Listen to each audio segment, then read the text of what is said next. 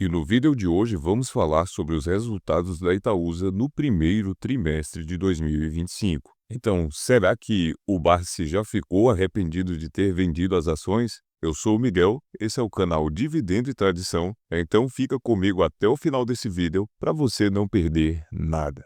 Então, logo aqui de cara, na comparação do primeiro TRI de 2025 com o primeiro TRI de 2024, nesse último trimestre, a Itaúsa teve um lucro líquido recorrente de 3,9 bilhões, um aumento de 8% em comparação com o primeiro trimestre de 2024. E aqui no ROI recorrente, a Itaúsa teve 17,6% ao ano, o que é um ROI muito bom, e se manteve estável em comparação com o primeiro trimestre de 2024. E aqui, para a alegria de muitos, o valor de mercado caiu um pouco na comparação, o que é bom, porque os lucros estão crescendo, a dívida diminuiu e as cotações apanharam um pouco. Então, nesse cenário, tudo vai bem. E por falar em dívida, houve uma redução de 62% na comparação com o mesmo período do ano passado. Bem, e aqui sobre a estrutura acionária da Itaúsa, o que acontece é o seguinte: a Itaúsa, ela detém 37,2% do Banco Itaú e que essa empresa representa mais de 95%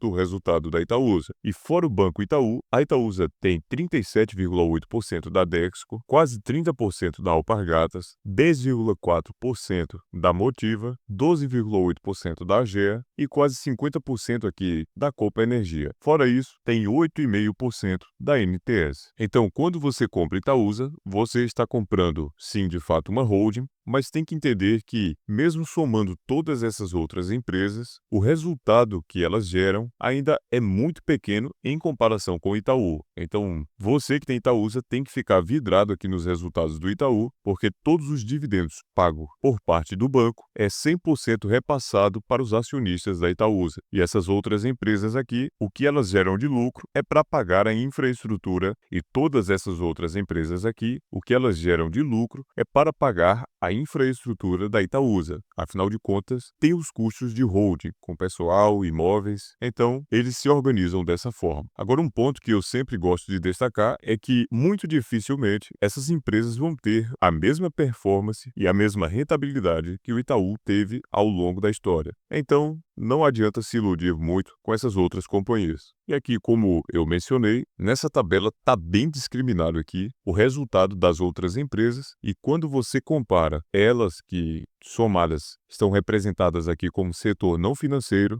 elas não representam nem 10% do lucro que o Itaú gera. Então tá aqui, só por parte do Itaú, foi 3,9 bilhões, um aumento de 7,5%, em comparação com o mesmo período do ano passado. A Dexco melhorou seus resultados, saindo de um prejuízo para 28 milhões de lucro. A Alpargatas aumentou seu resultado em 244%, a Motiva em 21%, a Agea Saneamento teve o melhor destaque quando você compara o resultado do último trimestre com o resultado do ano passado, do mesmo período, de quase 270%. E aí, fora isso, a Copa Energia também reportou um lucro levemente menor que o mesmo período do ano passado. E aqui eu gostaria de dizer uma coisa: a gente tem a mania de, sempre que um resultado ele cai um pouco, mesmo sendo lucro, a gente tem mania de achar que é o fim do mundo e que a empresa piorou demais e que não vale mais a pena investir. Mas na verdade isso é besteira, porque se uma companhia continua colocando lucro nos cofres, isso é o que interessa. É claro que é sempre bom quando acontece o crescimento, mas nem sempre tem um trimestre com um resultado maior. Então tem que ficar tranquilo e dar tempo ao tempo, permanecendo firme nas empresas e reinvestindo os dividendos. Aqui no caso da NTS também houve um aumento de quase 50%. Então, de modo geral, os resultados das outras empresas foram bem melhor do que na comparação com o mesmo período do ano passado. E aqui, como você pode ver, pelo menos o lucro do setor não financeiro foi o suficiente para pagar as despesas da holding. E está tudo certo. Então, em linhas gerais, o lucro líquido foi de 3 bilhões e 914 milhões de reais, um aumento de 12,6% em comparação com o mesmo período do ano passado, e está tudo certo. E aqui um dos pontos que mais me agrada na Itaúsa é o perfil da dívida, que é extremamente baixo. Hoje a Itaúsa tem uma dívida de 0,4 bilhão, o que é muito baixo para o tamanho da companhia. Aqui tem o prazo médio da dívida, que é de 6,3 anos, e o custo médio, que é de CDI mais 1,5%. E isso daqui pode ser um problema no caso de empresas muito endividadas, mas não é o caso da Itaúsa. É tanto que se a gente pegar a dívida bruta e dividir pelos proventos da empresa, isso representa 0,5 vezes, o que é muito pouco. E aqui se a gente pegar a dívida líquida dividida pelo NIV, que são os ativos líquidos que a Itaúsa tem, representa apenas 2%. E fora isso, a empresa tem 4 bi de caixa e está muito confortável com uma relação de 15 vezes os proventos divididos pelas despesas de juros da dívida líquida. Então, é um patamar muito confortável. E aqui na questão de fluxo de caixa, a Itaúsa destaca que encerrou o primeiro trimestre de 2025 com 4 bilhões e 387 milhões de saldo de caixa, aumento de 807 milhões em relação a 31 de 12 de 2024, o que é reflexo principalmente do valor de 1 bilhão recebido em proventos do setor financeiro e cujo pagamento ocorreu em 22 de abril de 2025, parcialmente compensado com o pagamento de juros e impostos no período. Então está aqui o caixa da empresa em 31 de dezembro, houveram os proventos do setor financeiro, mais os proventos do setor não financeiro, algumas receitas, todos os proventos pagos, e aqui impostos, juros, investimentos e indenizações, fechando 31 do 3 com 4 bi 387 milhões em caixa. Então, como eu disse, para quem tem uma dívida de 400 milhões, é muito conforto. E aqui veja que questão interessante. Se a gente pegar o caixa atual da empresa com cerca de 4 bi e 300 milhões e dividir pelo número de ações da Itaúsa, que são 10 bilhões de papéis e 840 e poucos milhões, isso daria aproximadamente 0,39 de dividendos por ação. Então, é só a título de curiosidade para você entender o tamanho do caixa da empresa no momento. E aqui a empresa está fazendo alusão ao desconto holding, que é mais barato você participar dos lucros do Itaú comprando as ações da Itaúsa. Só que eu acho que existe uma boa dose de exagero aqui nesse desconto, mas que na realidade seria algo ali em torno de 10 a 15%. Então, em linhas gerais, seria sim mais barato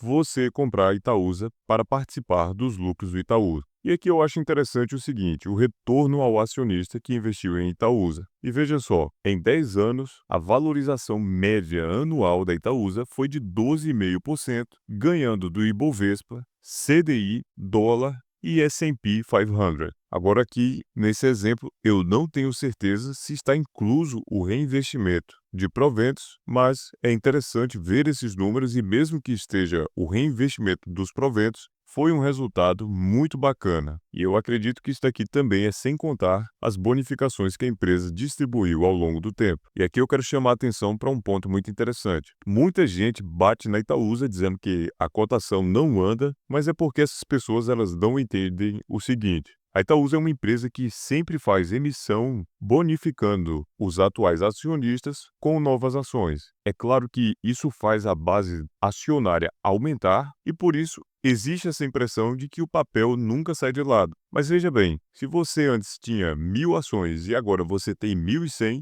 e o valor permaneceu o mesmo nas ações, então agora você tem um patrimônio maior. E a Itaúsa funciona desse jeito. Ela de vez em quando bonifica os acionistas, então aqueles acionistas que não vendem e permanecem firmes, eles têm sim um aumento patrimonial ao longo do tempo. É a mesma coisa de você querer comprar um terreno de 1.000 metros quadrados que está sendo vendido por R$ 500.000.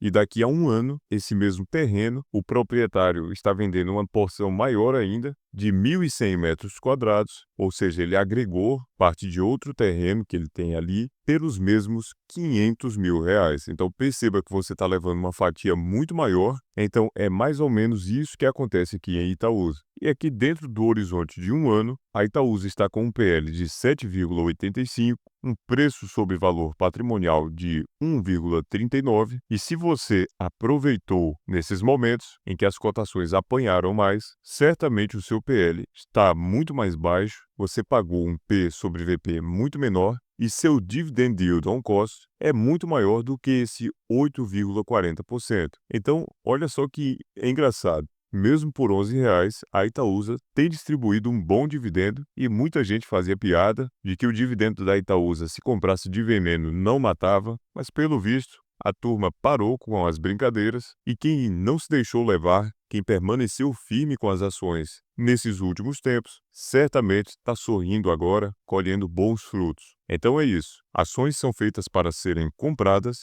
e não vendidas. O rico ele não vende para poder sacar os lucros. Eles vivem dos dividendos que são isentos de imposto de renda. Então você tem que adotar essa mentalidade. E aqui na questão do payout, observe que em 2019 a Itaúsa tinha um payout absurdo, porque a torneira do Banco Itaú abriu e veja só que interessante, o payout tem crescido, está acima dos 60% e hoje a Itaúsa lucra muito mais do que lucrava em 2019. Então, pelo visto, nós vamos ter bons proventos pela frente. E mais uma vez, eu volto a repetir, você que permaneceu firme comprando as ações da Itaúsa, sem dúvidas, vai colher bons frutos. E veja só que a comparação da Itaúsa com o Ibov e o IFIX nos últimos 5 anos e foi um resultado muito expressivo, provando que as ações é o melhor mecanismo de acúmulo para o longo prazo, desde que você não venda. Então aqui a Itaúsa destaca que os acionistas posicionados nos últimos 12 meses fizeram jus ao recebimento de 0,90 bruto por ação,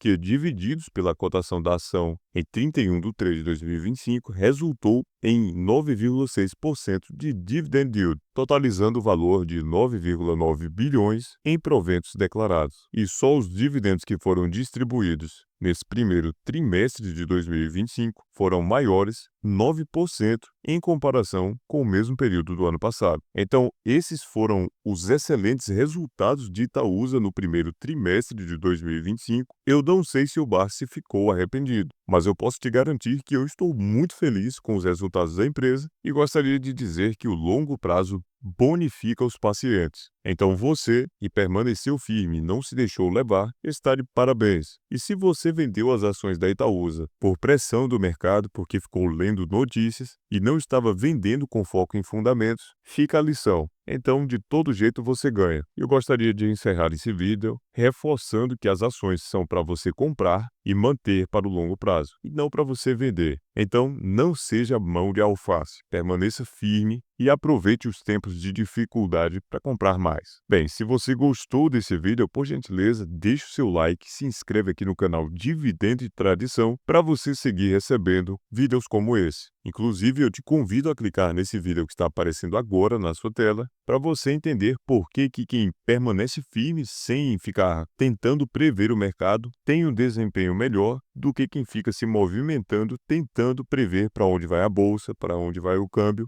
Então, eu tenho certeza que você vai gostar muito. Clica aí nesse vídeo que você vai gostar. Um abraço para você e fique com Deus!